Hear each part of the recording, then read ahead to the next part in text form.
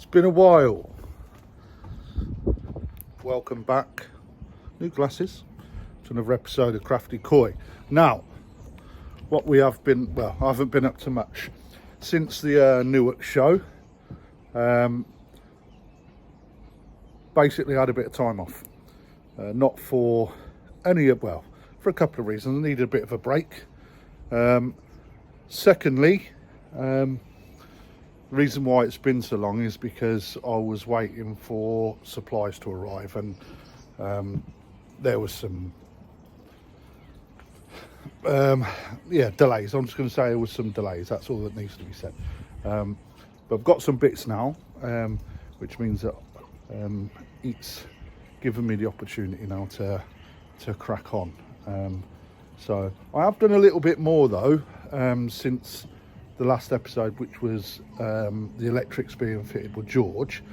Now, what I will be doing, I'm going to spin you around in a sec. I'll show you what we've done, and then what I'm going to then continue on with, and then hopefully I can get a bit of content out soon. But we seem to have gone a full circle from sort of when we started on the pond, with the exception of the pond being completed. So I'll spin you around. Let's have a quick deco. So as you can see, I've still got plenty to do. It's been worth having a little break though, although be it the nights are drawing in and whatnot, but ultimately I can still, once the glass arrives, I can still get the glass fitted and put the pump house together and then work around it. So if I'm honest, that's what my main aim is to get the glass in, get the filtration sorted out, get the water in, start getting it up to temperature for about a week, and then reintroduce the fish slowly. So that's what the aim is. Once that's done, I can then concentrate on the copings and whatnot afterwards.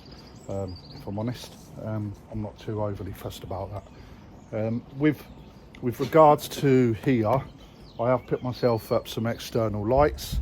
I picked up 2 UFO lights, but I will show them a little bit later. Once I've got this bit sorted out, I might even dry fit them to show you what it's going to look like. And they're going to be connected both through the filter house and also via a switch at the end of the pond, and that's how I don't have to venture into the filter house every time I want to put the lights on over the pond.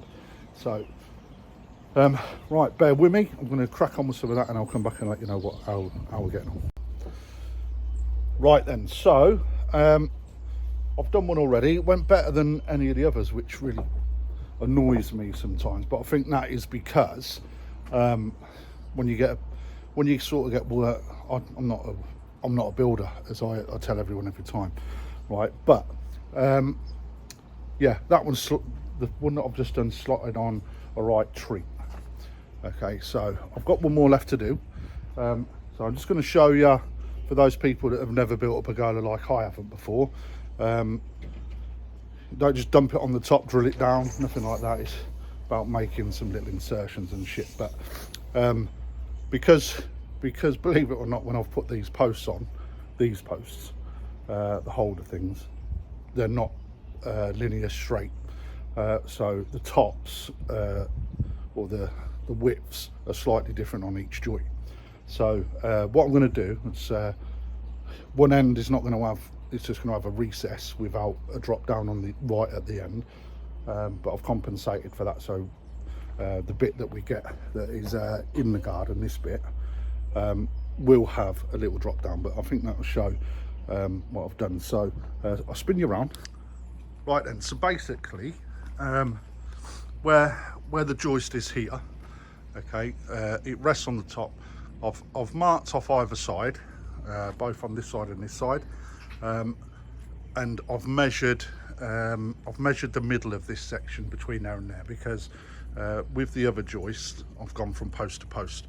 You'll see that one there is slightly over. That's because I've pulled it right in to drill it down, because when I've done that mistakenly, without thinking of measurements, so this should make other people's lives easier, it's better to measure every single joist than what it is go with like cut one and then do a base, if you understand what I mean, or a stencil. So that one up there I've pulled right in. Now the reason why I've chosen that one is because I'm building a wall up the side of there, so you ain't really going to see that anyway.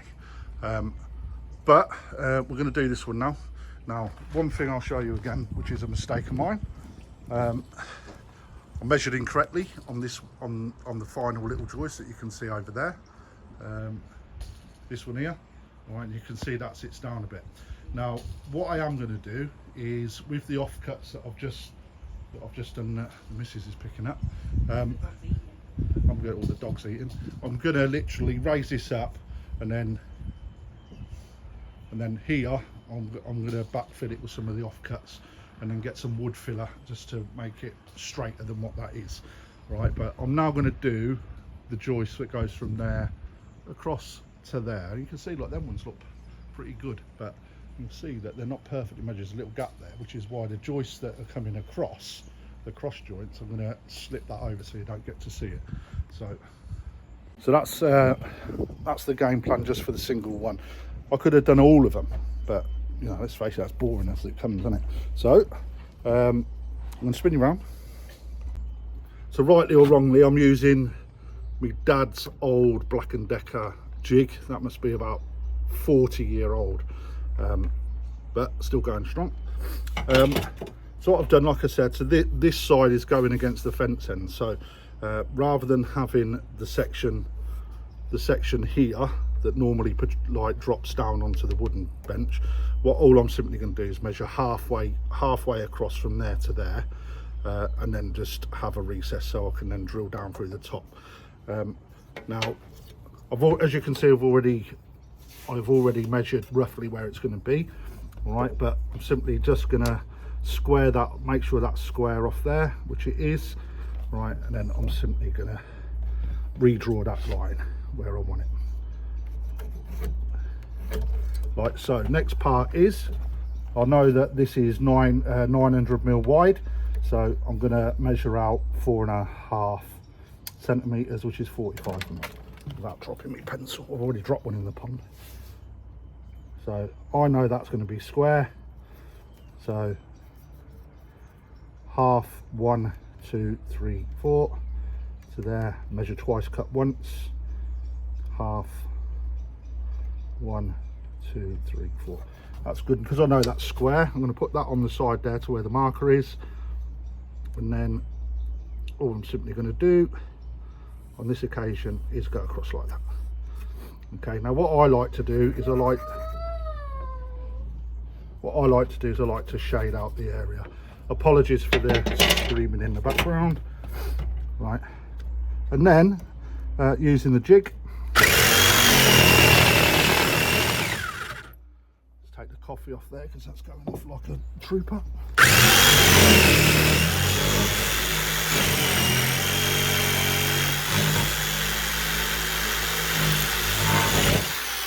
Lovely, and then on this one, all I'm simply going to do is go across from the top.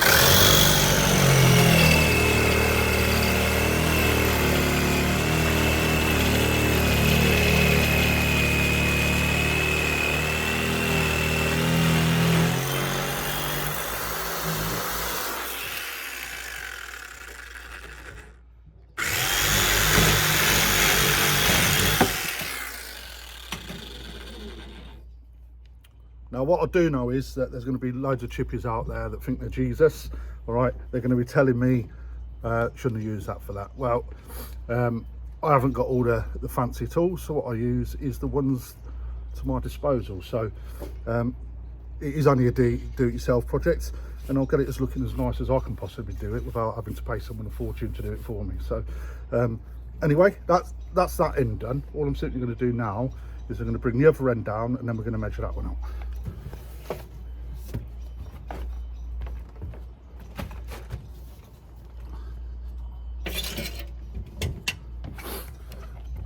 Bring it down again. Right, so this one's going to be slightly different. So my rough markings from resting it across the top, There's one there and there's also one there. Okay, now one thing when you're doing two ends, all right, don't get caught out by when you spin this over, because you end up with one end cut off this side and at the other end it's on the opposite side, so it's not right.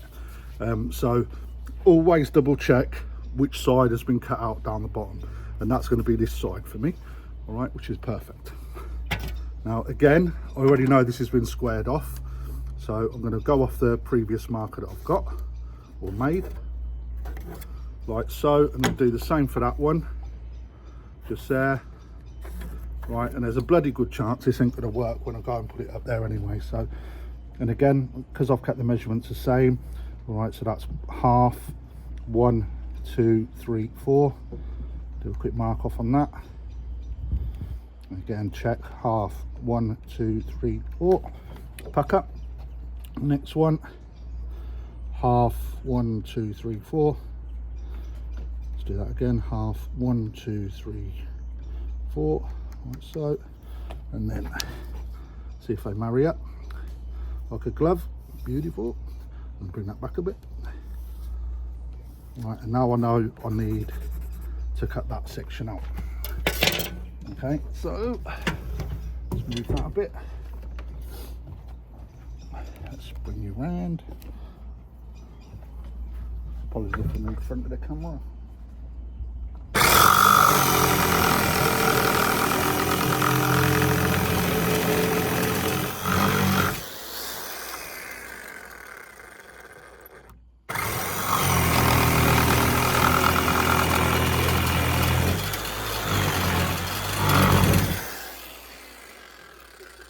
What you go mental?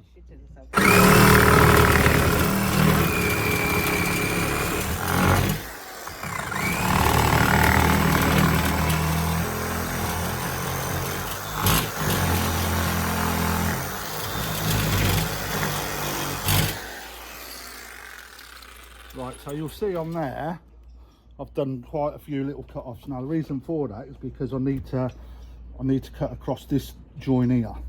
All right, so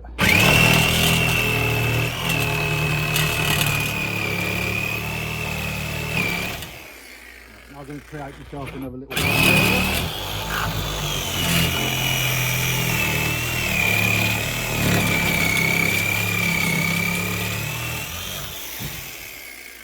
I bet there's some chippers out there having a baby.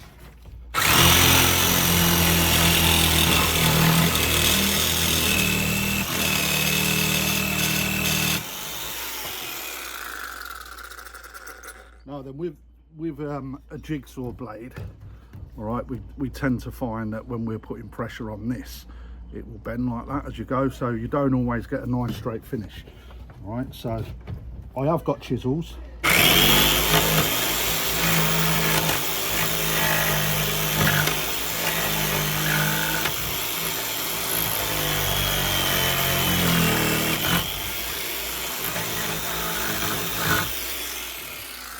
I've got chisels, but what I'm going to do is I'm going to tidy this bit up first, right, and then all I'm simply going to do, because I know where my line is,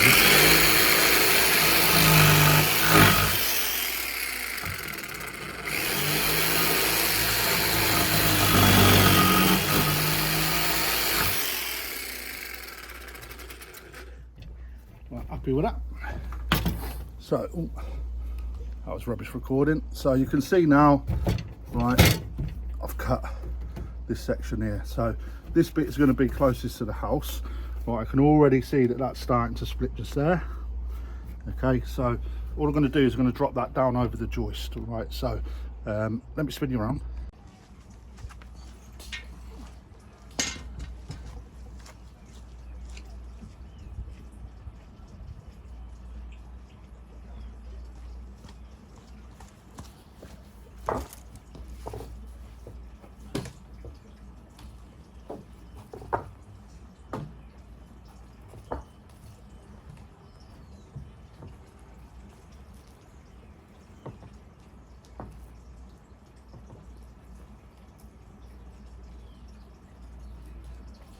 Basically, guys, that's it done. Well, I say done.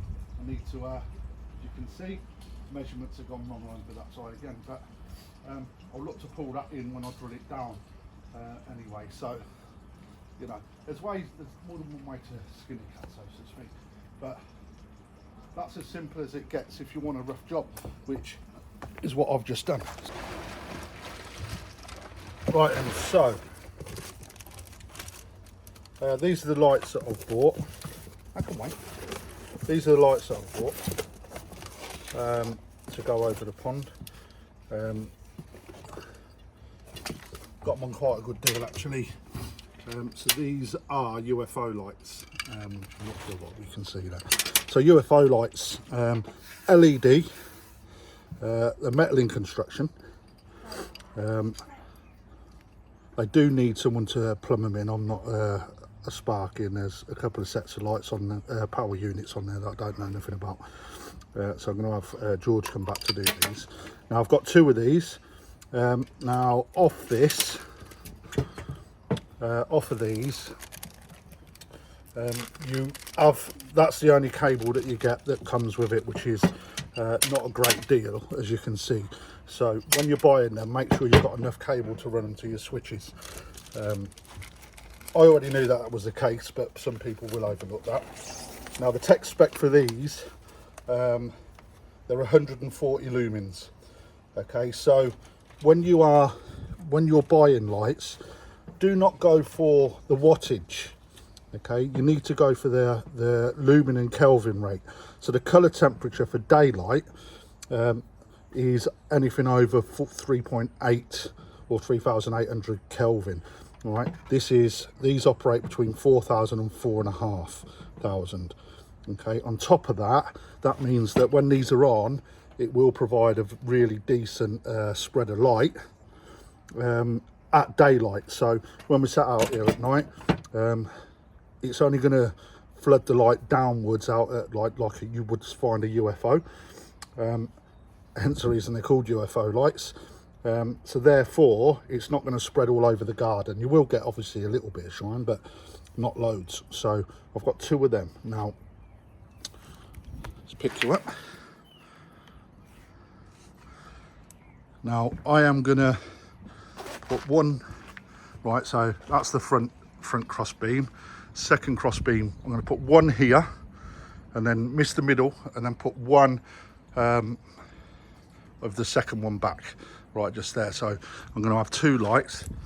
They are going to be operating from the switch there and the switch that you can probably just see just there. Ooh, just there. Right, so that switch for inside the pump house, that switch for when we're sat in the garden. Okay, so just something else to think about. So I'm gonna now I'm gonna dry fit that, so I'm gonna put the fixings on and then hang them off so we can see what they look like when they're actually up. So the other thing that I didn't show you is the fixing. So this is what comes in the box. That basically fits in the top there, and you have to screw that down, and that provides you with a hook with a cross section. So I'm going to find where my hooks are for the cross beam and then put that over. So I'll be back in a sec. Right then, Mr. Chimbley Warners, this should I say this, right, so I'll come back a bit. Right, I know it's not central because I measured it, marked it and drilled it in the wrong spot. Check that out. That's how good I am. But right, what I want to show you is this, look. Right, it's quite ugly. You can see all of the fittings pretty much like all dangling down and stuff. So that's attempt number one. So all I'm simply going to do is I'm going to address that, and then I'll come back in a second and show you the comparison. So then, this is the second effort after seeing what we can and can't do. Right, you'll see from there that it sits up quite nice. Now I know the cable, a bit shaky.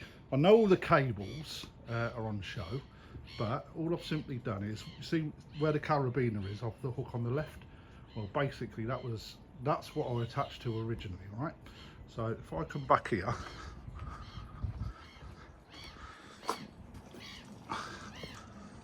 And then if you see from the side, or this side, now I know it's the ugly side, so to speak, right, but I've literally hooked it from the side of the crossbeam, as you can see there, which means that again, if I come this way,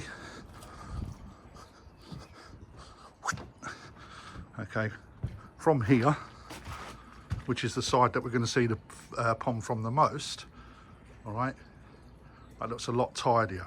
So I'm going to do the same again on a dry fit off of this one here, and then we've got the two lights in situ, ready for when George comes back to plumb them in. So then guys,